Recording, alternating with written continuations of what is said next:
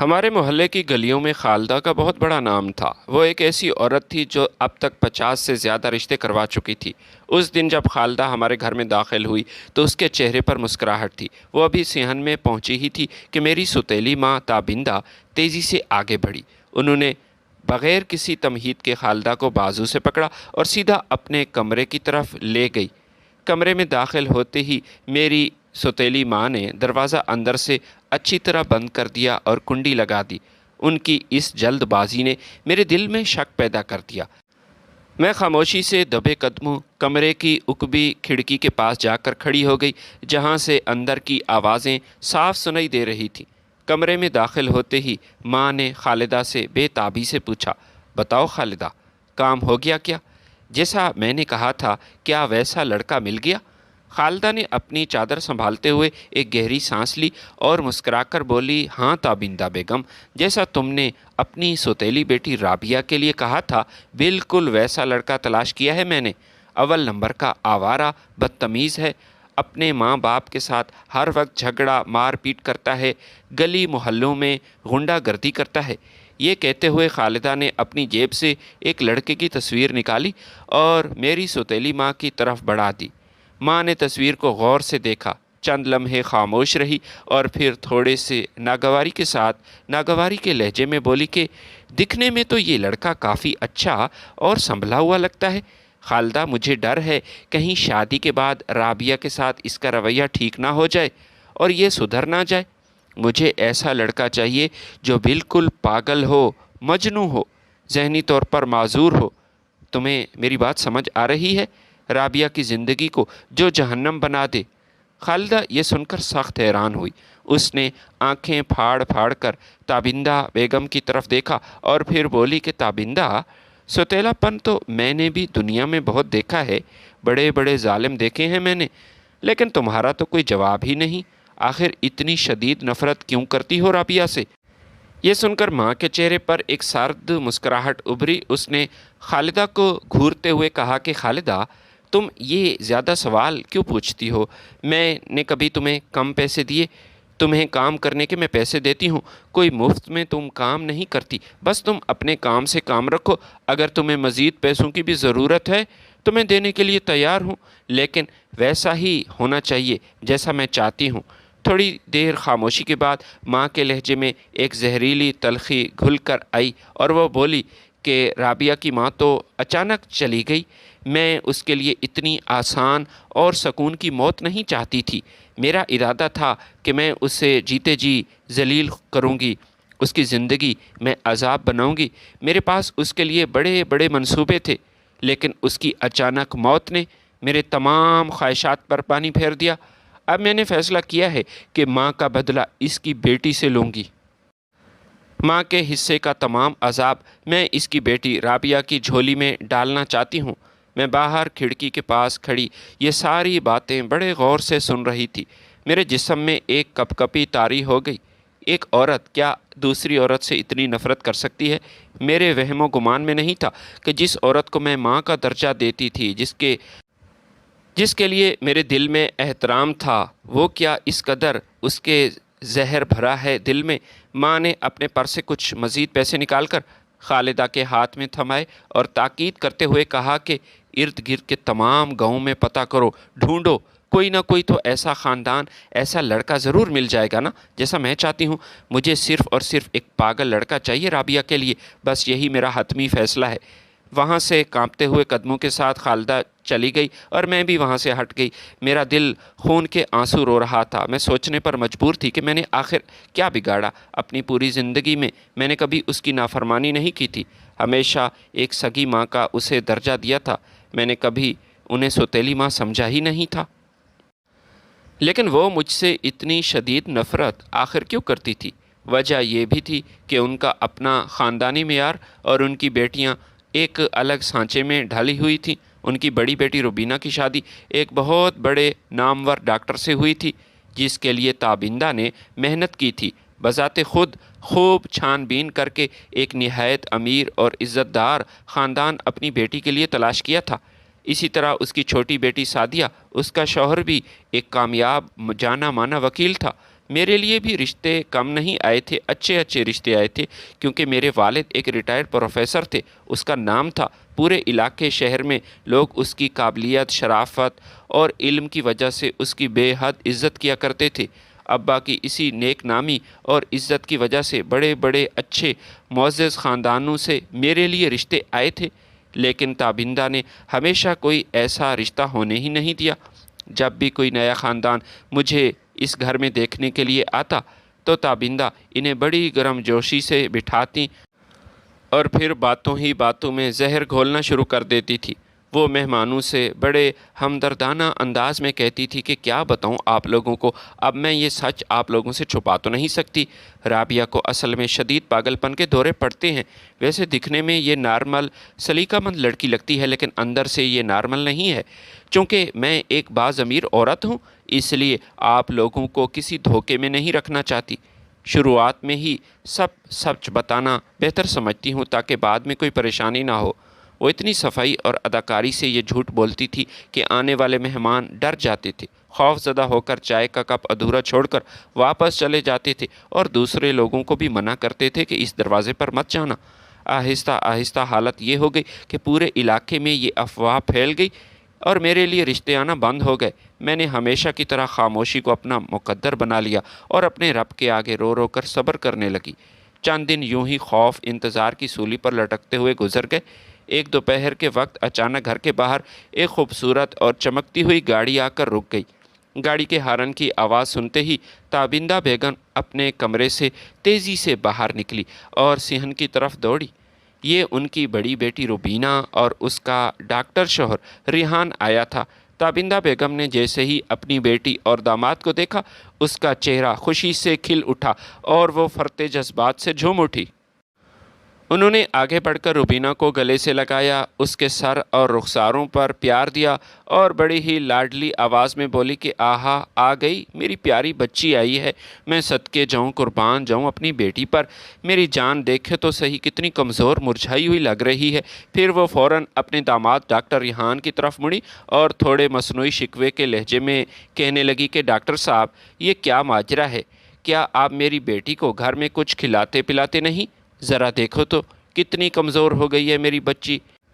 پچھلی دفعہ جب تم لوگ آئے تھے تو یہ اتنی کمزور نہیں تھی، لیکن اس بار بہت کمزور ہے۔ ڈاکٹر ریحان نے ایک شائستہ اور ہلکی سی مسکراہٹ کے ساتھ تابندہ بیگم کو دیکھا اور پھر نرمی سے بولے، ارے ماں جی، میں آپ کو کیا بتاؤں، ایسی کوئی بات نہیں ہے۔ دراصل آپ کی بیٹی ان دنوں خود کو فٹ رکھنے کے لیے سخت ڈائٹنگ کر رہی ہے، ورنہ گھر میں تو ماشاءاللہ کسی چیز کی کمی نہیں ہے۔ فریج میں ہر طرح کے تازہ پھل ہیں، مٹھائی اور جوس سے بھرا ہے۔ روبینہ کو پیسے کی بھی کوئی کمی نہیں کہ میں اسے روکوں گا۔ آپ بلا وجہ ایسے ہی فکر مند ہو رہی ہیں۔ تابندہ بیگم کے چہرے پر ایک فخریہ مسکراہٹ پھیل گئی۔ وہ سنبھل کر بولی، ہاں ہاں بیٹا، میں جانتی ہوں، میرا داماد تو بہت اچھا ہے، لاکھوں میں ایک اور سمجھدار ہے۔ وہ میری بیٹی کا اپنی جان سے بھی زیادہ خیال رکھتا ہے، پیار کرتا ہے۔ بس ماں کا دل ہے نا، ذرا سی بات پر تڑپ اٹھتا ہے۔ خیر، تم لوگ یوں صحن میں دھوپ میں کھڑے کھڑے کیا ساری باتیں کرو گے کیا؟ آؤ اندر بیٹھو۔ وہ بڑی محبت سے اپنی بیٹی اور داماد کو لے کر ڈرائنگ روم میں آئی اور اس کے بعد جیسے ہی ڈرائنگ روم کے دروازے پر پہنچی، ان کے لہجے سے ساری محبت، نرمی ایک دم غائب ہو گئی۔ انہوں نے کچن کی طرف دیکھا اور پھر انتہائی کرخت آواز میں مجھے پکارا، ارے اور رابعہ، تو کہاں مر گئی؟ جلدی کر، ہاتھ پاؤں ذرا تیزی سے چلانا۔ دیکھو تو صحیح، میری بیٹی اور داماد آئے ہیں، ان کے لیے بہترین سی چائے بناؤ اور جلدی کرو۔ میں خاموشی سے کچن میں چلی گئی اور برتن نکالنے لگی۔ میرا دل بھاری تھا، لیکن میں نے اپنے جذبات پر قابو رکھا اور چائے تیار کی۔ بسکٹ، نمکین اور گرم چائے ٹرے میں سجا کر کپ کپاتے ہاتھوں کے ساتھ ڈرائنگ روم کی طرف داخل ہوئی۔ میں نے سر جھکائے ہوئے سب کے سامنے چائے کی پیالیاں رکھی اور ایک طرف خاموشی سے کھڑی ہو گئی۔ اسی اثناء میں ڈاکٹر ریحان نے چائے کا کپ اٹھاتے ہوئے تابندہ بیگم کی طرف دیکھا اور پھر بڑے تجسس کے ساتھ پوچھا کہ ماں جی، اب اس کی طبیعت کیسی رہتی ہے؟ رابعہ کی طبیعت کے بارے میں مجھے بتائیں۔ آپ نے پچھلی بار بھی بتایا تھا کہ ذہنی طور پر پاگل پن کے اسے شدید دورے پڑتے ہیں۔ سچ بتاؤں، جب سے चाय लेकर ये अंदर आई तो मैं यही डर रहा था, मेरे अंदर ये खौफ था कि ये अचानक आपे से बाहर ना हो जाए और ये खोलती हुई चाय मुझ पर ना फेंक दे। डॉक्टर रिहान की ये बात सुनकर ड्राइंग रूम में मौजूद रुबीना और ताबिंदा बे-इख्तियार ज़ोर ज़ोर से हंसने लगी। उनकी हंसी की आवाज़ में मेरा दिल ज़ख्मी हो रहा था। ताबिंदा बेगम ने हंसते हुए अपने दामाद से कहा, नहीं बेटा, ये ऐसा कैसे करेगी? क्या ये मरना है इसने? इसकी इतनी जुर्रत नहीं कि ये ऐसे ही तुम पर चाय फेंक दे या कोई उल्टी सीधी हरकत करे। वैसे भी महीने में सिर्फ़ 1 या 2 बार इसकी तबीयत ज़्यादा ख़राब रहती है और जब ऐसा होता है तो मुझे मजबूरन इसकी हिफाजत के लिए इसे कमरे के अंदर बंद करना पड़ता है। मैंने तो इस पर बेशुमार पैसा खर्च किया है, इसका हर बड़े से बड़े डॉक्टर से इलाज भी करवाया, लेकिन बदकिस्मती से ये ठीक नहीं हो रही। आखिरकार डॉक्टरों ने भी जवाब दे दिया है और इसे ला इलाज करार देते हुए बताया है कि ये पैदेशी और मौरूसी बीमारी है, ये कभी ख़त्म नहीं हो सकती। मैं वहाँ खड़ी एक एक लफ्ज़ सुन रही थी और अंदर ही अंदर तड़प रही थी। मुझे अपनी सौतेली माँ की इस कदर सफाई और बेबाकी से भोले जाने वाले झूठ पर हैरत हो रही थी। वो हर आने वाले शख्स से, हर रिश्तेदार से और हर मेहमान के सामने मेरे बारे में हमेशा यही कहती थी, जहर उगलती थी कि मुझे पागलपन के दौरे पड़ते हैं। डॉक्टर रिहान एक पढ़ा लिखा समझदार इंसान था और उसके इस झूठ को सच मान गया। इस लम्हे मेरे दिल में एक शदीद तूफ़ान उठा। दिल में यही आया कि ज़ोर ज़ोर से चीखूं और ड्राइंग रूम में मौजूद सब लोगों के सामने अपनी माँ की ये झूठ की धज्जियाँ बिखेर दूँ। इनसे कहूँ कि ये औरत जो मेरी सौतेली माँ है सरासर झूठ बोल रही है। मैं बिल्कुल नॉर्मल हूँ, ज़िंदगी में कभी मुझे पागलपन का दौरा नहीं पड़ा, मैं किसी पागलपन का शिकार नहीं हूँ। लेकिन फिर मेरी निगाहें उस कमरे की दीवार पर लगी, अपने बाप की तस्वीर पर पड़ी और मैं खामोश हो गई। मैंने हमेशा की तरह खून का घूंट पिया और अपने जज्बात को अपने अंदर ही दफन करके सब्र कर लिया। शाम के वक्त जब रुबीना और डॉक्टर रिहान वापस जाने लगे तो डॉक्टर रिहान बढ़ते हुए कदमों के साथ मेरे पास आए। मैं किचन में थी। ताबिंदा बेगम उस वक्त रुबीना को गाड़ी के पास सामान रखवाने में मसरूफ़ थी। डॉक्टर रिहान ने बड़ी हमदर्दी से शफ़क़त भरे लहजे में मुझसे कहा कि राबिया, तुम कभी अपने आप को अकेले मत समझना। तुम कभी मेरे क्लिनिक का भी चक्कर क्यों नहीं लगाती? तुम एक बार तो वहाँ मेरे पास आओ, मैं तुम्हारा तफसीली मुआयना करूँगा और अपना पूरा ज़ोर लगाकर इलाज करूँगा। इंशाअल्लाह तुम बिल्कुल ठीक हो जाओगी। उनकी ये बात सुनकर मेरे ज़ब्त का बंधन टूट गया। मैंने चारों तरफ देखा। ताबिंदा बेगम हमसे अभी भी कुछ फासले पर थी और उसका ध्यान रुबीना की तरफ था। मैंने अपने आंसू ज़ब्त करते हुए इंतहाई धीमे मगर मजबूत लहजे में कहा कि रिहान भाई, खुदा गवाह है, ऐसी कोई बात नहीं। अर्श पर बैठा वो रब देख रहा है कि मुझे ऐसी कोई जहनी बीमारी नहीं है। मुझे अपनी पूरी ज़िंदगी में कभी पागलपन का कोई दौरा नहीं पड़ा। ये सब झूठ है। मैं आपसे इल्तिजा करती हूँ कि ये बात किसी को मत बताना, लेकिन ये एक हकीकत है कि ताबिंदा माँ मेरे बारे में हर किसी से सरासर झूठ बोलती आई हैं। उन्होंने मेरी ज़िंदगी बर्बाद कर दी है, हालांकि मैंने उनका कुछ नहीं बिगाड़ा। मेरी ये बात सुनकर डॉक्टर रिहान का चेहरे का रंग उड़ गया। उसकी आंखों में शदीद हैरत, सदमा, शक के तासुरात उभर आए। उन्होंने कुछ बोलना चाहा, लेकिन फिर अपने जज्बात पर काबू पाते हुए बड़े ही शफीक अंदाज में अपना हाथ मेरे सर पर रखा और मुझे हौसला दिया और बग़ैर कुछ मज़ीद कहे खामोशी से गाड़ी की तरफ चला गया। रुबीना और उसके शौहर के रुखसत होते ही जैसे ही गाड़ी का शोर ख़त्म हुआ, माहौल में एकदम सन्नाटा छा गया। अभी मैं किचन में बर्तन समेट रही थी कि अचानक किचन का दरवाज़ा ज़ोर से खुला। ताबिंदा बेगम एक बार फिर बिफरे हुए शेर की तरह अंदर दाखिल हुई। उन्होंने बग़ैर कुछ सोचे समझे आकर मेरे बाल अपने मजबूत हाथों में जकड़ लिए और मुझे एक ज़ोरदार झटका दिया। उसके चेहरे पर एक गुस्सा था। वो गुस्से से चिंगाड़ते हुए बोली कि सच सच बताओ राबिया, तुम रिहान के पास खड़ी उनको क्या बता रही थी? मुझे बताओ, क्या पट्टियाँ पढ़ा रही थी उसे? क्या मेरे ख़िलाफ़ तुमने कोई बात की? बताओ, वरना आज तेरी ज़बान काट कर तेरे हाथ में थमा दूंगी। शदीद दर्द की वजह से मेरी आंखों से आंसू निकल आए, लेकिन मैंने अपने आप को संभाला और फिर कांपती हुई आवाज़ में उन्हें जवाब दिया कि माँ, वो रिहान भाई मुझसे कह रहे थे कि तुम कभी मेरे क्लिनिक आओ ताकि मैं तुम्हारा इलाज करूं। लेकिन मैंने उनका शुक्रिया अदा किया और साफ साफ कहा कि रिहान भाई, मैं अपनी माँ की इजाज़त के बग़ैर इस घर से कदम नहीं रखूँगी, उसकी इजाज़त मिलेगी तो आप के क्लिनिक आऊँगी। ये सुनकर ताबिंदा बेगम ने मेरे बालों को एक बार फिर झटका दिया, जिससे मेरी गर्दन में शदीद दर्द की लहर उठी। उन्होंने मेरी आंखों में आंखें डालकर इंतहाई वहशियाना अंदाज में कहा कि ख़बरदार, ऐसी गलती मत करना। अगर तूने आइंदा ज़्यादा चालाक अक्लमंद बनने की कोशिश की या किसी के सामने ज़ुबान खोली तो मैं तेरी दोनों टांगें तोड़कर तुझे कोने में फेंक दूंगी, समझी। ये कहकर उन्होंने मुझे फर्श पर धक्का दिया और गुस्से में पैर पटकती हुई बाहर निकल गई। इस वाक़ये के चंद ही दिनों बाद खालिदा एक बार फिर हमारे घर में दाखिल हुई। इस बार उसके कदमों में एक अजीब सी फतह और एक खुशी थी, चेहरे पर खबासत की चमक भी थी। वो सीधी ताबिंदा बेगम के कमरे में गई और फिर बुलंद आवाज़ में बोली कि ताबिंदा, मुबारक हो, तुम्हारा काम हो गया। जैसा तुमने कहा था वैसा ही हुआ। जैसा लड़का तुम अपनी बेटी के लिए चाहती थी, बिल्कुल वैसा ही मैंने ढूंढ निकाला। उसके पागलपन और वहशत के पूरे इलाके में कोई मिसाल नहीं मिलती। ताबिंदा बेगम के चेहरे पर यकदम खुशी की लहर आ गई।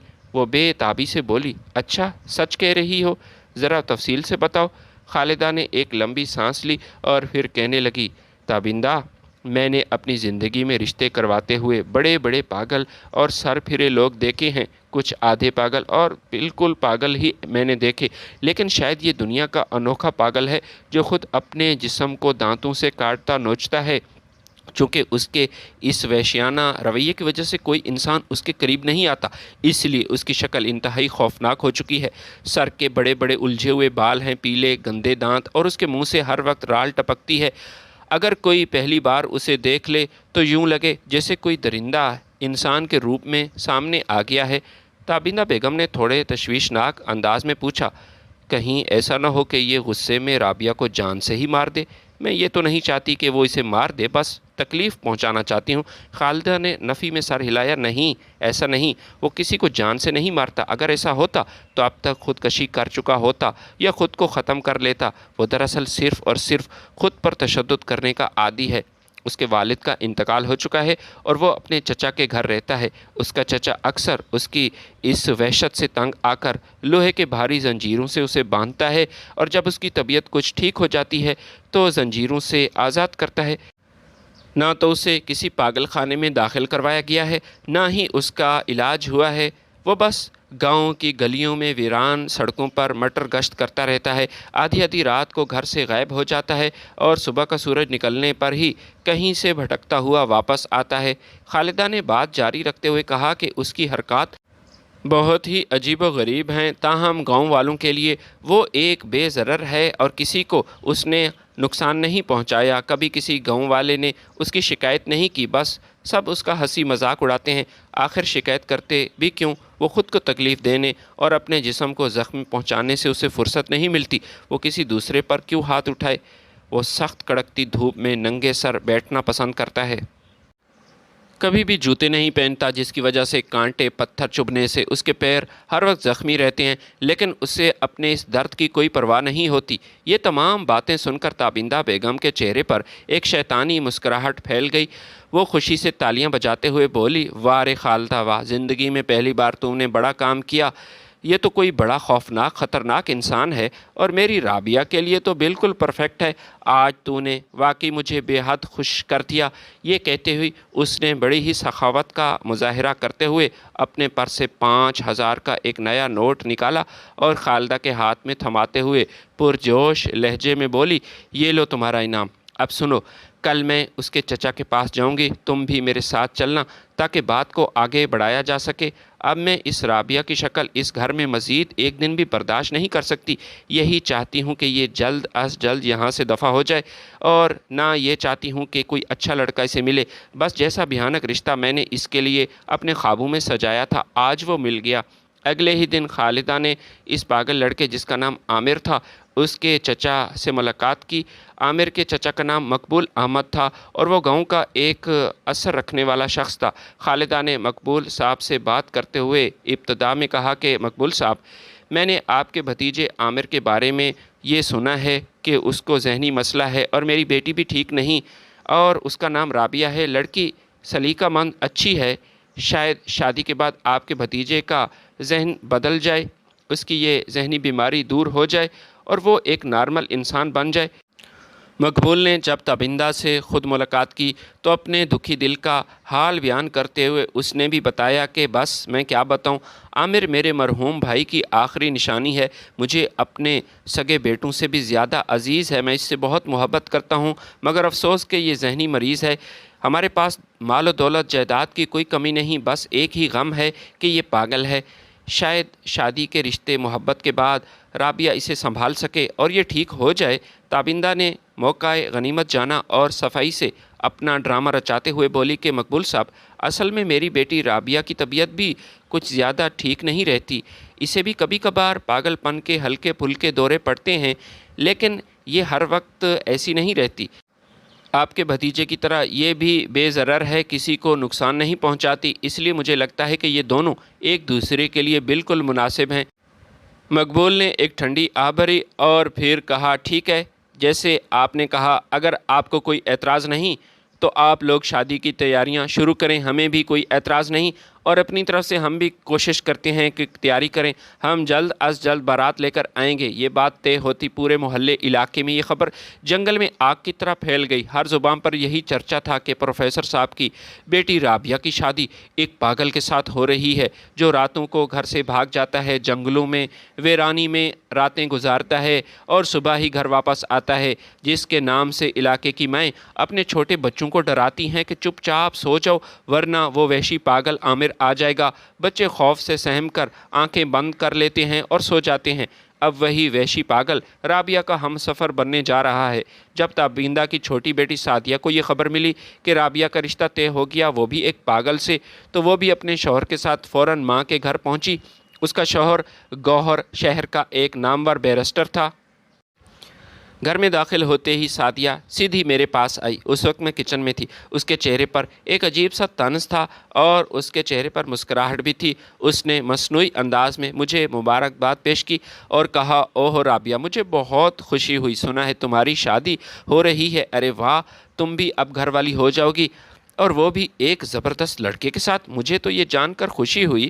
پھر وہ مجھے چھوڑ کر اپنی ماں کے پاس گئی اور کہا لگاتے ہوئے بولی، ارے ماں، یہ آپ نے کیا کر دیا، اتنے بڑے پاگل کے ساتھ رابعہ کی شادی کر دی، کہیں وہ وحشی پاگل سہاگ رات کو ہی رابعہ کو جان سے ہی نہ مار دے۔ تابندہ نے ایک زہریلی مسکراہٹ کے ساتھ اپنی بیٹی کو دیکھا اور بولی، ارے نہیں، ایسا نہیں ہوگا سعدیہ، یہ اتنی آسانی سے مرنے والی لڑکی نہیں ہے، ہاں البتہ شادی کے بعد اس کی روح ہمیشہ پوری طرح سے مر جائے گی، کیونکہ پاگل ہم سفر اپنے ساتھی کو مار دیتا ہے، یہ پوری زندگی ایک چلتی پھرتی زندہ لاش بن کر گزارے گی، اور یہی تو میں چاہتی ہوں۔ اسی دوران ڈرائنگ روم کے باہر راہداری پر سعدیہ کا شوہر بیرسٹر گوہر کھڑا تھا۔ جب آس پاس کوئی نہیں تھا، بیرسٹر خاموشی سے میرے قریب آیا۔ اس کے چہرے پر ہمدردی تھی، سنجیدگی تھی۔ اس نے بڑی صفائی اور چالاکی سے ایک مڑا ہوا کاغذ میری طرف بڑھایا اور میرے ہاتھ میں تھماتے ہوئے انتہائی دھیمے لہجے میں کہا کہ رابعہ، اس خط کو اکیلے میں پڑھ لینا، ابھی اس کو چھپا لو، جب تم بالکل تنہا ہو تب یہ پیغام کو پڑھ لینا۔ یہ کہہ کر وہ فوراً پیچھے ہٹ گیا۔ میں نے جلدی سے وہ کاغذ اپنے دوپٹے میں چھپا لیا۔ جب میں نے بعد میں تنہائی میں جا کر وہ خط کھول کر پڑھا تو اس میں صرف ایک ہی جملہ لکھا تھا، یہ مشکل وقت گزر جائے گا رابعہ، ہمت مت ہارنا، تمہیں گھبرانا نہیں، حوصلہ رکھو بس۔ میں اس خط کو دیکھ کر شدید حیرت سوچ میں پڑ گئی۔ مجھے سمجھ نہیں آ رہا تھا کہ بیرسٹر گوہر، جو کہ میری سوتیلی بہن کا شوہر تھا، وہ مجھے اس طرح چھپ کر تسلی کیوں دے رہا تھا، اور اس کا یہ پیغام، اس میں کیا راز تھا۔ آخرکار شادی اور بارات کا وہ بدقسمت دن آ گیا۔ محلے کی عورتیں، بوڑھے، بچے اپنے اپنے گھروں کی چھتوں سے کھڑکیوں پر جمع تھے تاکہ اس عجیب و غریب بارات کا منظر دیکھ سکیں کہ دلہا کیسے گاڑی سے باہر آئے گا۔ جب بارات ہمارے گھر کے سامنے رکی، منظر کافی خوفناک تھا۔ پاگل دلہا عامر گاڑی سے باہر نکلا، اس کے منہ سے اب بھی رال ٹپک رہی تھی اور وہ عجیب غریب آوازیں نکال رہا تھا۔ دو مضبوط ہٹے کٹے آدمیوں نے اسے مضبوطی سے پکڑا ہوا تھا، کیونکہ وہ آؤٹ آف کنٹرول ہو رہا تھا، بھاگنے کی کوشش کر رہا تھا۔ بار بار اسے ڈانٹ رہے تھے، سمجھا رہے تھے کہ عامر، تم سنبھل کر رہو، تم دلہا ہو، تمہاری شادی ہو رہی ہے۔ دیکھو کوئی الٹی سیدھی حرکت مت کرنا، اور پھر وہ ہنستا پاگلوں کی طرح ہنسنا شروع کر دیتا۔ گھر کے اندر کا ماحول بھی عجیب تھا۔ جب ہمارے محلے کے پرانے مولوی صاحب نکاح پڑھانے کے لیے آئے اور انہوں نے دلہا کی حالت دیکھی تو صاف صاف انکار کیا اور غصے سے بولے کہ یہ ایک دھوکہ ہے، میں یہ نکاح نہیں پڑھا سکتا، یہ پاگل ہے۔ اسلام میں ایسے کسی شخص کا نکاح جائز بھی نہیں جو اپنے حواس میں نہ ہو اور شدید ذہنی معذوری کا شکار ہو۔ پاگل کا نکاح میں نہیں پڑھا سکتا۔ یہ سن کر عامر کا چچا مقبول فوراً باہر گیا۔ کچھ ہی دیر بعد وہ گاؤں کے ایک دوسرے مولوی کو لایا اور اسے کچھ پیسے دیے۔ عامر کے چہرے پر ایک بہت بڑا صحرا سجایا گیا تھا تاکہ اس کا چہرہ، اس کے منہ سے یہ ٹپکتی رال کسی کو نظر نہ آئے۔ جان بوجھ کر اس کا چہرہ چھپایا گیا تھا تاکہ دلہن یا اس کے گھر والے وہ بھی خوف زدہ ہو کر بھاگ نہ جائیں اور اس رشتے سے مکر نہ جائیں۔ آخرکار دوسرے مولوی نے رسمی طور پر عامر کے ساتھ میرا نکاح پڑھایا کیونکہ اسے کافی پیسے دیے گئے تھے۔ نکاح کے فوراً بعد میں اپنے کمرے میں دلہن کے سرخ جوڑے میں خوف میں کانپتی ہوئی بیٹھی تھی۔ کچھ ہی دیر میں عامر کا چچا مقبول احمد کمرے میں داخل ہوا۔ اس نے میرے سر پر ہاتھ رکھا، اس کی آنکھوں میں مصنوعی ہمدردی تھی، اور پھر وہ نرمی سے بولا کہ بیٹی رابعہ، میں تم سے یہ کہنا چاہتا ہوں کہ تم مجھ پر بھروسہ رکھو، یقین کرو کہ تم ایک سلیقہ مند لڑکی ہو اور تم عامر کو سنبھال لوگی، یہ مجھے اس بات کا یقین ہے، بس اپنا اور اس کا خیال رکھنا۔ چچا مقبول کے کمرے سے باہر جاتے ہی کچھ منٹ گزرے تھے، اچانک کمرے کے دروازے پر ایک زوردار دھکا لگا اور خوفناک آواز کے ساتھ وہ کھل گیا۔ میرے دل کی دھڑکن ایک دم تیز ہو گئی، جیسے دل سینے سے باہر نکل آئے گا۔ سامنے عامر کھڑا تھا۔ زندگی میں پہلی بار میں نے اسے اتنے قریب سے اور بغیر سہرے کے دیکھا تھا۔ اس کی حالت اتنی بھیانک ناک تھی کہ کوئی بھی لڑکی وہاں سے خوف سے غش کھا کر نیچے گر پڑے یا پھر بھاگ جائے۔ اس کے سر کے بال بے ترتیبی سے بڑھے ہوئے تھے، الجھے ہوئے تھے، جیسے مہینوں اس نے کبھی کنگھی نہ کی ہو۔ ہاتھوں کے ناخن وہ بھی بہت زیادہ تھے اور گندے ہو چکے تھے۔ اس کے منہ کے کونوں سے زہریلی رال ٹپک رہی تھی اور اس کی شیروانی کے گربان کو تر کر رہی تھی۔ اس کی آنکھوں میں ایک وحشیانہ چمک تھی۔ کمرے میں داخل ہوتے ہی اس نے دروازہ پیٹھ پیچھے بند کیا اور ایک جھٹکے سے اپنی شیروانی اور اوپر کی شرٹ اتار کر نیچے پھینک دی۔ جب میری نظر اس کے جسم پر پڑی تو میرے منہ سے ایک چیخ نکلی۔ اس کے پورے جسم پر حیرت سے بازوؤں پر، سینے پر اور کاندھوں پر زخموں کے نشانات تھے۔ وہ دانتوں سے اپنے آپ کو کاٹتا تھا جتنا کاٹ سکے۔ جہاں جہاں اس کا اپنا منہ پہنچ سکتا تھا وہ اپنے جسم کو ہی دانتوں سے چباتا اور نوچتا تھا، اور کئی جگہوں پر پرانے زخم، ایک تازہ خون جم چکا تھا۔ اس کا یہ بھیانک روپ اور جسم پر تشدد کے نشانات دیکھ کر میں خوفزدہ ہوئی۔ بیڈ پر پشت سے بالکل چپک کر اپنی آنکھیں میں نے بند کر لی۔ میں نے دل ہی دل میں سوچا کہ یہ بڑی مصیبت میں پھنس چکی ہوں۔ میں نے اپنے رب کو پکارا، اے میرے مولا، آج مجھے اس درندے کے رحم و کرم پر نہ چھوڑنا، مجھے ہمت دے۔ عامر کی بھاری بوجھل قدموں کی آواز میرے بیڈ کی طرف بڑھنے لگی۔ ہر قدم کے ساتھ میری سانسیں اٹک رہی تھی۔ وہ بالکل میرے قریب آ کر بیٹھ گیا۔ اس کے وجود سے ایک عجیب سی گھٹن کا احساس ہو رہا تھا، لیکن اگلے ہی لمحے کچھ ایسا ہوا جس نے میری دنیا بدل دی۔ عامر نے اچانک ایک صاف ستھرا رومال نکالا، اپنے منہ کی رال صاف کی، اور اس کے چہرے کے یہ جو وحشت، خوف تھا، یہ اچانک غائب ہو گیا۔ اس کی آنکھوں میں موجود پاگل پن کا طوفان بیٹھ گیا اور ایک جگہ ایک گہری سنجیدگی، تکلیف اور متانت نے لے لی۔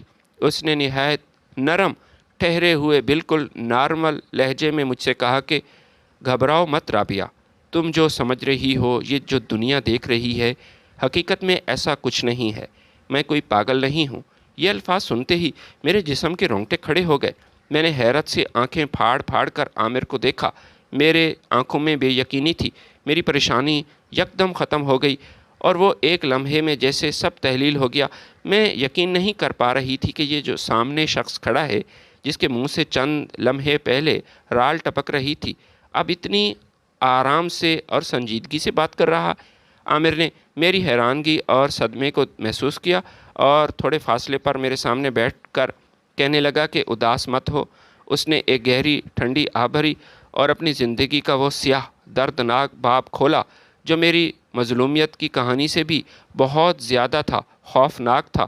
عامر نے میری آنکھوں میں دیکھتے ہی مجھ سے کہنا شروع کیا کہ رابعہ، یہ جو دنیا مجھے ایک وحشی پاگل سمجھتی ہے، یہ محض ایک ڈرامہ ہے، اور یہ ایسا کرنا میری مجبوری تھی۔ ایک ایسا ڈرامہ جو مجھے زندہ رہنے کے لیے پچھلے کئی سالوں سے رچانا پڑا۔ میرے چچا مقبول جو باہر دنیا کے سامنے نہایت شریف اور میرے غمخوار بنتے ہیں، دراصل وہی میرے باپ کے قاتل ہیں اور میری زندگی کے سب سے بڑے دشمن ہیں۔ یہ سن کر میرے منہ سے بے اختیار یا اللہ نکلا۔ میں پریشان ہوئی۔ عامر نے اپنی بات جاری رکھتے ہوئے مجھے بتایا، جب میں بہت چھوٹا تھا تو میرے چچا مقبول کی نیت ہمارے باپ دادا کی کروڑوں کی جائیداد، زمینوں اور کاروبار پر تھی۔ میرا باپ ایک سلجھا ہوا انسان تھا، لوگ اس کی عزت کرتے تھے اور چھوٹا بھائی اس سے حسد کرتا تھا۔ جائیداد کی اسی لالچ ہوس میں انہوں نے میرے باپ کو بے دردی سے قتل کروایا۔ اس وقت میری عمر اتنی چھوٹی تھی کہ میں کچھ سمجھنے کے قابل نہیں تھا۔ چچا نے میری کم سنی کی وجہ سے مجھے جان سے تو نہ مارا، لیکن اس نے ایک انتہائی خوفناک منصوبہ بنایا۔ اس نے ہمارے گھر کے پرانے با اعتماد باورچی کو بلایا، اسے بھاری رقم کا لالچ دیا اور ایک خاص قسم کی دوائی کا ڈبہ اس کے ہاتھ میں تھمایا۔ چچا نے باورچی کو سخت ہدایت دی کہ یہ دوائی روزانہ خاموشی سے عامر کے کھانے اور دودھ میں ملا دی جائے۔ یہ ایک ایسی خطرناک دوائی تھی جو انسان کے اعصاب کو آہستہ آہستہ مفلوج کر کے اسے مستقل طور پر ذہنی مریض پاگل بنا دیتی ہے۔ عامر کی آواز میں تڑپ بڑھ رہی تھی۔ اس نے اپنے زخمی بازو کی طرف اشارہ کرتے ہوئے کہا، لیکن مقبول احمد یہ نہیں جانتا تھا کہ وہ باورچی محض ایک ملازم نہیں تھا، بلکہ وہ تو میرے مرحوم باپ کا انتہائی مخلص وفادار ساتھی تھا۔ اس باز امیر باورچی نے چچا کے سامنے تو ہاں کر دی، لیکن اس نے وہ دوائی کبھی مجھے نہیں کھلائی تھی۔ وہ روزانہ خاموشی سے اس زہریلی دوائی کو نالی میں بہا دیتا تھا، ضائع کرتا تھا تاکہ میں صحیح سلامت رہوں۔ پھر ایک رات جب میں کچھ بڑا ہوا تو اس وفادار باورچی نے مجھے اکیلے میں اپنے پاس بٹھایا اور روتے ہوئے مجھ سے کہا کہ بیٹا، میری بات غور سے سننا، اس میں تمہارا ہی بھلا ہے۔ تمہارا چچا، یہ جو تمہارا ہمدرد بنتا ہے، یہ تمہارا سب سے بڑا دشمن ہے۔ یہ تمہیں پاگل کرنا چاہتا ہے، اسی نے تمہارے باپ کو مارا ہے۔ اب تمہیں یہ دوائی کے ذریعے ہمیشہ کے لیے پاگل کر کے جائیداد پر قبضہ کرنا چاہتا ہے۔ اگر تم اس گھر میں رہنا چاہتے ہو، زندہ رہنا چاہتے ہو اور اپنے باپ کے قاتل سے بدلہ لینا چاہتے ہو تو تمہیں آج سے ہی دنیا اور اپنے چچا کے سامنے پاگل پن کا یہ جھوٹا ڈرامہ کرنا پڑے گا، ورنہ جیسے ہی تمہارے چچا کو پتہ چلا کہ دوائی اثر نہیں کر رہی اور تم نارمل ہو تو یہ تمہیں مروا دے گا۔ عامر نے آنکھوں میں تیرتے ہوئے آنسوؤں کو صاف کیا اور آگے بتایا، رابعہ، بس اس دن سے لے کر آج تک میں مسلسل پاگل پن کا یہ ڈرامہ کر رہا ہوں۔ میں نے اپنے آپ کو اس بھیانک روپ میں ڈھالا ہے تاکہ میرے چچا کو مجھ پر کبھی شک نہ ہو اور وہ مطمئن رہے کہ اس کی زہریلی دوا یہ کام کر رہی ہے۔ اور اب میں جائیداد کا دعویٰ کرنے کا بالکل زندگی میں کبھی قابل نہیں ہوں۔ رات جو گھر سے باہر جاتا ہوں، اس کے بارے میں لوگ افواہیں بناتے ہیں کہ میں ویرانوں میں بھٹکتا ہوں، جنگلوں میں جاتا ہوں۔ اس کا بھی ایک خاص مقصد ہے۔ میں رات کی تاریکی میں اپنے چچا کے خلاف گھیرا تنگ کر رہا ہوں۔ میں اپنے چند با اعتماد دوستوں کے ساتھ مل کر چچا کے تمام کالے دھندے اور اپنے والد کے قتل اور جائیداد کے جال سازی کے بنائے ہوئے کاغذات کے ثبوت وہ اکٹھے کر رہا ہوں۔ یہاں پہنچ کر عامر کی آواز دم گھٹنے لگی اور اس کا چہرہ شدید کرب سے سرخ ہو گیا تھا۔ اس نے رنجیدہ لہجے میں ایک دل دہلا دینے والا انکشاف کیا کہ رابعہ، چچا کے خلاف میری یہ جنگ، اس کی بڑی وجہ یہ صرف باپ سے بدلہ نہیں بلکہ میری ماں بھی ہے۔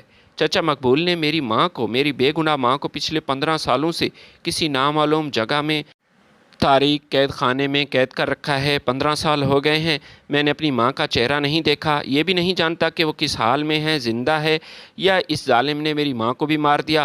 میں اس کی تلاش میں دن رات ایک کر رہا ہوں، لیکن ماں کا سراغ نہیں لگا رہا۔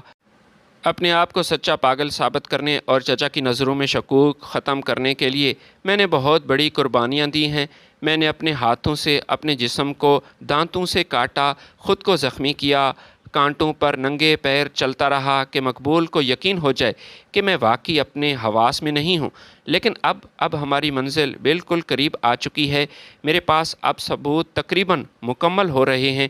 بس اب اس آخری مرحلے میں مجھے تمہارا بھی ساتھ چاہیے۔ کیا تم اس جد و جہد میں میرا ساتھ دو گی؟ میں عامر کی یہ دردناک کہانی سن کر حیران ہوئی۔ جو انسان دنیا کی نظر میں ایک خونخوار، خوفناک پاگل بنا ہوا تھا، وہ دراصل اپنی ماں کی آزادی اور باپ کے خون کے بدلے کے لیے پچھلے 15 سال سے انتظار کر رہا تھا، اپنی روح اور جسم کی قربانی دے رہا تھا۔ میرا دل عامر کی عظمت، اس کے ضبط اور اس کے صبر کے آگے جھک گیا۔ میری آنکھوں میں بے اختیار آنسو جاری ہو گئے۔ میں نے اپنا ہاتھ عامر کے زخمی ہاتھ میں رکھا اور پھر مضبوط لہجے میں اس سے کہا کہ عامر، میں تم سے جدا نہیں، آپ نے جو قربانی دی ہے اس کا کوئی نعم البدل نہیں، میں ہر قدم ہر موڑ پر آپ کا ساتھ دوں گی، میری زندگی بھی ایک عذاب سے کم نہیں رہی، لیکن آپ کی تکلیف مجھ سے زیادہ ہے، لیکن آج مجھے آپ پر فخر ہے کہ اللہ نے مجھے آپ جیسا صابر غیرت مند ہم سفر دیا۔ شادی کی پہلی رات کا وہ خوفناک سایہ، وسوسوں سے بھرا ہوا ماحول، وہ اب ختم ہو چکا تھا۔ جن حالات کا سامنا میں نے سوچا تھا کہ میں کروں گی، سچائی اسے بالکل مختلف نکلی۔ عامر کی زبانی اس 15 سالہ قربانی اور دردناک کہانی سن کر مجھے یوں محسوس ہوا جیسے میرا اپنا دکھ اس صبر کے سامنے بہت چھوٹا ہے۔ اب مجھے کسی کا خوف نہیں تھا، بلکہ ایک ایسے انسان پر مجھے فخر تھا جو اپنے باپ کے قاتل اور ماں کے ظلم کا بدلہ لینا چاہتا تھا اور ان کے لیے جنگ لڑ رہا تھا۔ اگلی صبح سورج کی پہلی کرنیں پھوٹتے ہی گھر میں عجیب سی خفگی اور جلدی کا ماحول تھا۔ چچا مقبول نے دکھاوے کے لیے محلے والوں کو خوش کرنے کا سوانگ رچایا ہوا تھا تاکہ کسی کو شک نہ ہو۔ میری شادی کے ولیمے پر اس نے پورے گاؤں کو دعوت دی، لیکن اندر سے وہ مسلسل عامر سے جان چھڑانے کے چکر میں تھا۔ دن ڈھلتے ہی عامر مجھے لے کر ایک الگ کرائے کے گھر میں منتقل ہوا۔ جب گاڑی اس پرسکون کرائے کے مکان کے سامنے رکی تو مجھے سخت حیرت ہوئی۔ عامر نے میرا ہاتھ تھاما ہوا تھا، مجھے گھر کے اندر لے گیا۔ صحن سے ہوتے ہوئے جب ہم ڈرائنگ روم میں داخل ہوئے تو سامنے کا منظر دیکھ کر میری آنکھیں فرتے حیرت سے کھلی کی کھلی رہ گئیں۔ مجھے اپنی آنکھوں پر یقین نہ آیا۔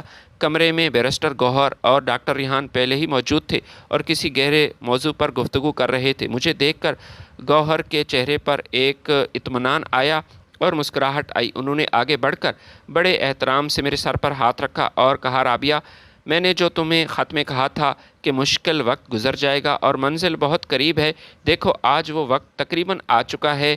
میں کبھی بیرسٹر گوہر کو دیکھتی تو کبھی ڈاکٹر ریحان کو۔ میری حیرانگی اور الجھن کی کوئی حد نہ تھی۔ ڈاکٹر ریحان جو میری سوتیلی بہن روبینہ کا شوہر تھا اور بیرسٹر گوہر جو کہ سعدیہ کے شوہر تھے، وہ دونوں اس گھر میں عامر کے ساتھ کیا کر رہے تھے؟ یہ کیسی بات تھی جو میں نہیں جانتی تھی؟ میری حیرت میں اضافہ ہوا۔ ڈاکٹر ریحان نے آگے قدم بڑھایا، نہایت سنجیدگی سے بولے کہ رابعہ، میں جانتا ہوں کہ تم اس وقت کافی حیران پریشان ہو، لیکن سچائی یہ ہے کہ مجھے تمہاری سوتیلی ماں تابندہ کی تمام اصلیت اور خباثت معلوم ہو چکی ہے۔ جب تم نے اس دن مجھے بتایا تھا کہ تمہیں کسی پاگل پن کا دورہ نہیں پڑتا اور اپنی ماں کے بارے میں تم نے بتایا کہ وہ جھوٹ بولتی ہے، تو مجھے میرا یہ شک یقین میں بدل گیا۔ میں نے اپنے طور پر خفیہ تحقیق کروائی اور مجھے تمہاری مظلومیت کا پورا اندازہ ہو گیا تھا، لیکن اس سے بھی زیادہ دکھ کی بات یہ ہے کہ میری بیوی روبینہ، وہ بھی اپنے ساتھ اپنی ماں کے ساتھ ملی ہوئی ہے۔ اس کھیل میں وہ اپنی ماں کا ساتھ دے رہی ہے۔ ڈاکٹر ریحان کی آواز میں دکھ تھا اور شدید ناگواری جھلک رہی تھی۔ انہوں نے ایک گہری سانس لی اور بات جاری رکھی کہ روبینہ اور اس کی ماں کا مقصد صرف تمہیں ذلیل کرنا ہے اور تمہاری زندگی برباد کرنا ہے۔ ایسی دشمنی، ایسی نفرت میں نے زندگی میں پہلی نہیں دیکھی۔ مجھے معلوم ہوا کہ وہ تمہیں ایک پاگل وحشی لڑکے کے ساتھ باندھنے جا رہی ہے، تو میں نے گوہر سے رابطہ کیا اور گوہر نے مجھے یہ بات بتائی کہ ہاں ایسا ہے۔ ریحان، جب مجھے ان تمام معاملے سے آگاہ کیا گیا تو مجھے اپنی بیوی سعدیہ کا رویہ یاد آیا۔ سعدیہ بھی اپنے ماں اور بہن کی طرح منافق، سنگ دل، مکار نکلی۔ اس کی اصلیت بھی مجھ پر عیاں ہو چکی تھی کہ وہ کس طرح تمہاری بربادی پر دل ہی دل میں خوش ہو رہی تھی۔ لیکن جب ہم نے عامر کے بارے میں چھان بین کی تو ہمیں تسلی ہوئی کہ اس کا بایو ڈیٹا نکالا اور ہمیں پتہ چلا کہ عامر کوئی پاگل نہیں ہے، یہ تو ایک مظلوم بیٹا ہے جو اپنے والد کے قاتل اور ماں کو قید میں رکھنے والے چچا کے خلاف شواہد جمع کر رہا ہے۔ اس کا کیس ہمارے لیے کافی دلچسپ تھا۔ بیرسٹر صاحب نے عامر کے کاندھے پر ہاتھ رکھتے ہوئے کہا کہ ہم نے فوراً عامر سے خفیہ رابطہ کیا۔ ہم نے فیصلہ کیا کہ میں وکیل ہونے کے ناطے عامر کی یہ قانونی اخلاقی جنگ لڑوں گا۔ میں اس کیس کو عدالت کے اعلیٰ ترین ایوانوں تک لے کر جاؤں گا۔ مقبول احمد کے خلاف ہم نے گھیرا کافی تنگ کر دیا ہے اور انشاءاللہ بہت جلد نہ صرف جائیداد اسے واپس ملے گی بلکہ عامر کی ماں کو بھی اس ظالم کے قید خانے سے برآمد کر لیا جائے گا۔ بس تم دعا کرو۔ یہ تمام باتیں سن کر میری آنکھوں سے بے اختیار آنسو جاری ہو گئے۔ مجھے اندازہ ہوا کہ اللہ تعالیٰ کس طرح غیب سے اپنے مظلوم بندوں کی مدد کرنے کے لیے راستہ ہموار کرتا ہے۔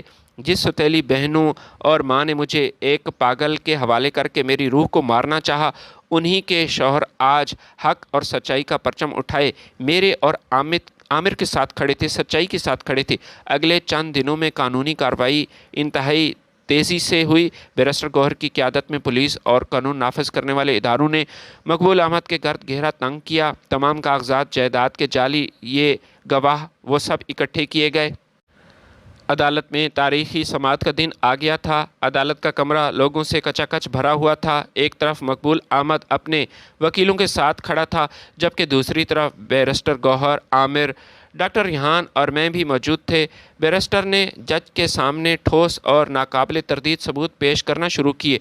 उन्होंने अदालत के सामने आमिर के ख़ानदान का पूरा पस मंज़र बयान किया और फिर अपने सबसे अहम और बुनियादी गवाह को अदालत के कटहरे में तलब किया, ऐसा बावर्ची जो पिछले कई सालों से ये सच अपने अंदर दबाए हुए था। ये बूढ़ा वफ़ादार बावर्ची था। बावर्ची ने कटहरे में खड़े होकर कुरान पाक पर हाथ रख कर कसम खाई, कांपती हुई आवाज़ में सच्चाई बयान करना शुरू की। जज साहब, मैं इस खबीस मकबूल अहमद का पुराना मुलाजिम हूँ। आमिर के मरहूम वालिद का ख़ास वफ़ादार था। मकबूल अहमद ने जायदाद के लालच में आमिर के वालिद को कत्ल करवाया और फिर मुझे बुलवा कर एक जहरीली दवा दी कि इसे रोज़ाना आमिर के खाने दूध में मिलाओ ताकि इसका जहनी तवाज़ुन हमेशा हमेशा के लिए ख़राब हो जाए और वो एक ज़िंदा लाश बन जाए, क्योंकि अगर मैं इसे मारूंगा तो लोग मुझ पर शक करेंगे। लेकिन मैंने कभी इस मासूम को ये दवा ना दी, बल्कि उसे नाली में ज़ाया किया। आमिर को बचाने के लिए उसे पागलपन के ड्रामे का मैंने ही मशवरा दिया। ये कहते हुए बूढ़े बावर्ची ने अपने कपकपाते हाथों से जहरीली दवा के कुछ बचे कुचे डब्बे, शीशियाँ निकाल कर अदालत के सामने पेश की। बावर्ची ने मज़ीद कहा कि जज साहब, ये वो दवाई है जो मकबूल अहमद मुझे देता था। इन शीशियों पर मकबूल अहमद के हाथों के निशानात, फिंगरप्रिंट्स, उनका ये सबूत मिल चुका था, जिनकी लेबॉर्ट्री में ये तस्दीक हो चुकी थी। अदालत में सनसनी फैल गई थी। मकबूल अहमद के चेहरे की रंगत जर्द पड़ गई थी। वो जानता था कि वो फंस चुका है।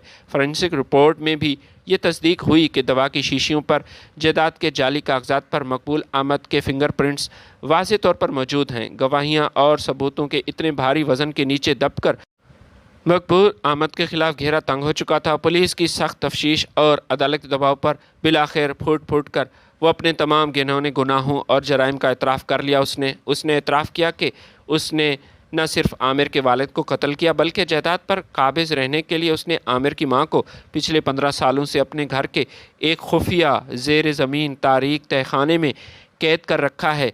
अदालत के हुक्म पर पुलिस फ़ौरन भारी नफरी के साथ मकबूल हुसैन के घर पहुंची। तहखाने का जंग आलूद लोहे का ये दरवाज़ा तोड़ा गया और अंदर का मंज़र काफ़ी दर्दनाक था। बदबू थी और तहखाने में एक बदहाल कमज़ोर औरत को जंजीरों से बांधा गया था।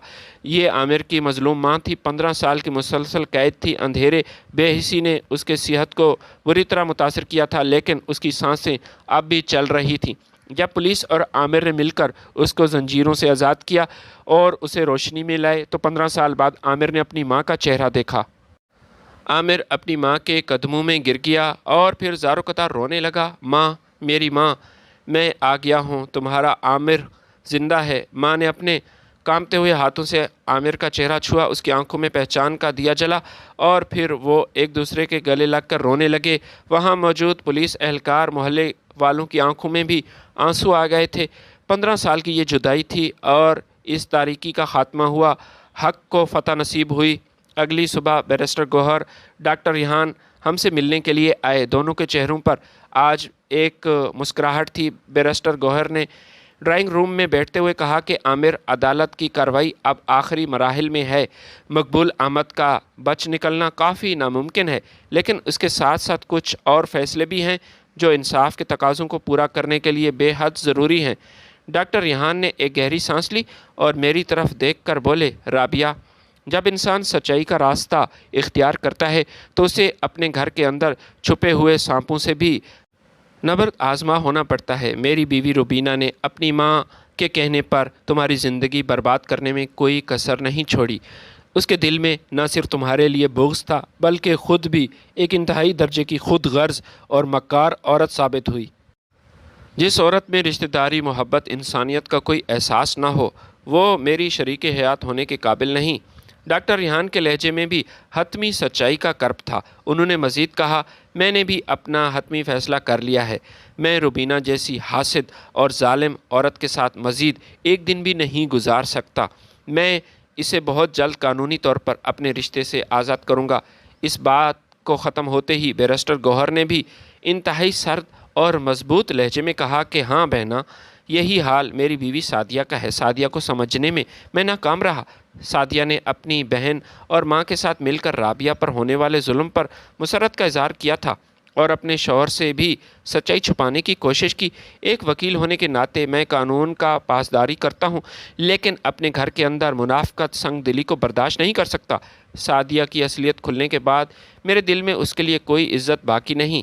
میں جلد اسے طلاق دینے کا نوٹس بھجوا رہا ہوں۔ میں ان دونوں کی باتیں سن کر خاموش رہی، کچھ نہ بول سکی۔ مجھے ان دونوں بہنوں روبینہ، سعدیہ پر افسوس ہو رہا تھا، لیکن یہ بھی سچ تھا کہ انہوں نے ہمیشہ اپنی ماں کے نقش قدم پر چل کر نفرت اور تکبر کے بیج بوئے تھے، اور اب فصل کاٹنے کا وقت آ چکا تھا۔ جس گھر میں کچھ دن پہلے میری بربادی کا جشن منایا جا رہا تھا، وہاں اب ماتم برپا تھا۔ تابندہ بیگم، جو اپنی بیٹیوں کے ڈاکٹر اور وکیل شوہروں کی وجہ سے فخر سے گردن اٹھا کر چلتی تھی، اب محلے داروں کو منہ دکھانے کے قابل نہیں رہی تھی۔ ان کے دونوں بیٹیاں، جو اپنے غرور اور اپنے ناز اور نخرے کی وجہ سے کسی کو انسان تک نہیں سمجھتی تھی، اب طلاق کا داغ سمیٹے منہ چھپائے اسی گھر کے کونے میں شرمندہ ہو کر پڑی ہوئی تھیں۔ تابندہ بیگم کا سارا تکبر، ساری فرعونیت خاک میں مل چکی تھی۔ انہوں نے جس رابعہ کو ایک پاگل کے ساتھ بیاہ کر زندہ لاش بنانا چاہا تھا، آج وہی رابعہ ایک معزز امیر گھر میں اور خوشیوں سے زندگی گزار رہی ہے اور اس خاندان کی مالکن بن چکی ہے۔ اور جن بیٹیوں کے لیے انہوں نے محل خوابوں میں سجا رکھے تھے، وہ دونوں بیٹیاں اب طلاق یافتہ ہو کر اس کے گھر میں بوجھ بن کر پڑی تھیں۔ یہ کتنا بڑا درس تھا ان کے لیے۔ جو گڑھا تابندہ بیگم نے میرے لیے کھودا تھا، وہ خود اپنی بیٹیوں سمیت اس گہرائیوں میں گر گئی۔ دوسری طرف میری زندگی میں رب کریم نے رحمتوں کے دروازے کھول دیے تھے۔ عامر، جس نے اپنے وجود پر وحشت کا نقاب اوڑھ کر 15 سال تک صبر اور ہمت کی تھی اور ایک تاریک رقم کی تھی، اب مکمل طور پر اپنے اصلی پروقار روپ میں سامنے آ چکا تھا۔ اس کا چہرہ اب خوفناک نہیں تھا، نہ ہی اس کے سر کے بڑے بڑے بال اب ہم مجھے ڈراتے تھے۔ اب یہ ڈرامہ ختم ہو چکا تھا۔ وہ ایک نہایت خوبصورت اور بااخلاق انسان تھا۔ عامر کی ماں، جو 15 سال تک تاریک کونے میں قید تھی اور تنہائی کا عذاب جھیلتی رہی تھی، اب اپنے بیٹے اور بہو کی محبت کی چھاؤں میں وہ سکون کے سانس لے رہی تھی۔ میں نے اپنی ساس کی خدمت میں کوئی کسر نہ رکھی۔ وہ مجھے اپنی سگی بیٹیوں کی طرح چاہتی تھی، ہر وقت میرے سر پر ہاتھ رکھے مجھے دعائیں دیتی تھی۔ مجھے وہ ماں مل گئی تھی جس کی محرومی نے مجھ سے میرا بچپن چھین لیا تھا۔ عامر کی تمام جائیداد، زمینیں، کاروبار مکمل طور پر اس کو واپس مل چکے تھے۔ ہم ایک کشادہ، خوبصورت، پرسکون گھر میں منتقل ہو گئے، جہاں محبت تھی، احترام تھا اور رب کی نعمتیں تھیں۔ عامر اب ایک کامیاب، معزز کاروباری کے طور پر جانا مانا جاتا تھا اور علاقے کا ہر شخص اس کی عزت کرتا تھا۔ ایک دن میں اپنے گھر کے صحن میں اپنے ساس کے پاس بیٹھی چائے پی رہی تھی کہ عامر مسکراتا ہوا اندر داخل ہوا۔ اس نے مسکراتے ہوئے میری طرف دیکھا اور پھر اپنے ماں کے قدموں کے پاس بیٹھ گیا اور ماں سے یہی کہا کہ ماں، مجھے معاف کر دینا۔ 15 سال میں آپ کو تلاش کرتا رہا، لیکن میں اپنے مقصد میں کامیاب نہ ہو سکا۔ کافی دیر ہو گئی۔ میں نے صحن کی کھلی فضا اور نیلے آسمان کی طرف دیکھا۔ میری آنکھوں میں تشکر کے آنسو تیرنے لگے۔ مجھے تابندہ بیگم کے وہ جملے یاد آئے جو انہوں نے کھڑکی کے پار خالدہ سے کہے تھے۔ یہ بہت عجیب جملے تھے۔ میں ماں کا بدلہ بیٹی سے لوں گی، لیکن اللہ پاک نے ثابت کیا کہ انسان کے تمام سازشیں اور یہ بدخوائیاں رب کی تدبیر کے سامنے کچھ حیثیت نہیں رکھتی۔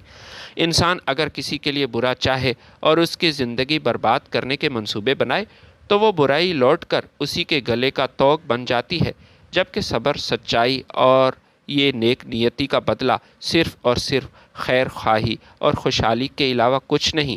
آج میری فیملی مکمل ہو چکی ہے۔ ایک محبت کرنے والا غیرت مند شوہر، سگی ماں کے روپ میں پیار کرنے والی ساس اور رب کا دیا ہوا یہ احترام۔ دوسری طرف تابندہ بیگم اپنے بچھے ہوئے جال میں جکڑی اپنی طلاق یافتہ بیٹیوں کے ساتھ حسرت، پچھتاوے کی تصویر بنی ہوئی تھی۔ حقیقت یہی ہے کہ اچھائی کا بدلہ اچھائی کے سوا کچھ نہیں، اور ظلم کی لاٹھی بے آواز ہے مگر سخت ترین ہوتی ہے۔ ویڈیو اگر پسند آئی تو لائک اور شیئر ضرور کیجیے گا۔ ملتے ہیں آپ کی خدمت میں نئی ویڈیو کے ساتھ، تب تک کے لیے اجازت دیجیے۔ اللہ حافظ۔